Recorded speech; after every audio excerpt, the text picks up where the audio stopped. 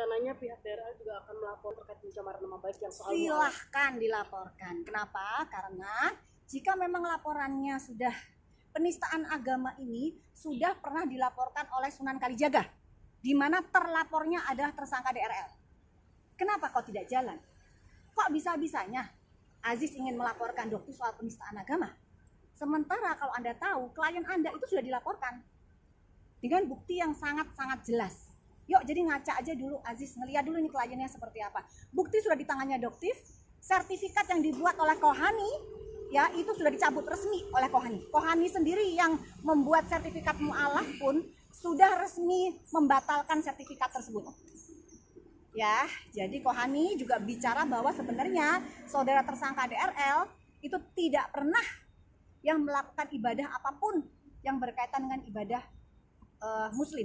Dan satu hal yang perlu kalian tahu, dan ini mungkin akan membuat masyarakat cukup heboh, KTP tersangka DRL beragama Katolik. Jadi Aziz, tolong dengerin ini Aziz. Kenapa Dokter nggak mau manggil Pak? Karena Anda juga memanggil Dokter dengan nama Samira, jadi Dokter juga memanggil Anda cukup dengan nama Aziz. Ya, Aziz, klien Anda memiliki KTP dengan agama Katolik. Hingga sampai sekarang Dok? Pada saat melakukan sertifikat, pendaftaran sertifikat mu'alaf, ya. Dan ibadah yang dilakukan oleh tersangka DRL itu adalah ibadah Protestan. Ya, sebelum dia mengaku menjadi mu'alaf. Di situ aja harusnya masyarakat ini sudah bisa paham.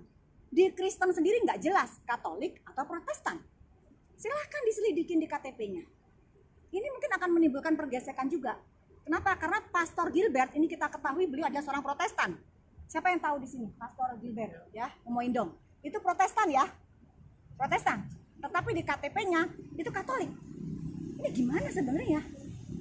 Jadi Dokter nggak heran di agamanya sebelumnya aja dia nggak jelas, apalagi dia bisa menjadi seorang mu'alaf. Ini akan menimbulkan pergesekan lagi, tapi itu fakta. Ya, dan lucunya lagi, Hans dengan akunnya yang 11 ans.3gp bisa-bisanya mengomentari di VT dari anak Pastor Gilbert Lumoindong. Dokter lupa siapa namanya. Kemarin diposting di tanggal 29 Maret kalau tidak salah. Ya, tentang pernyataan tersangka DRL masih mempercayai Yesus. Yang saat ini VT tersebut sudah dihapus oleh anak Pastor Gilbert. Tetapi semua sudah kita record, ada semua.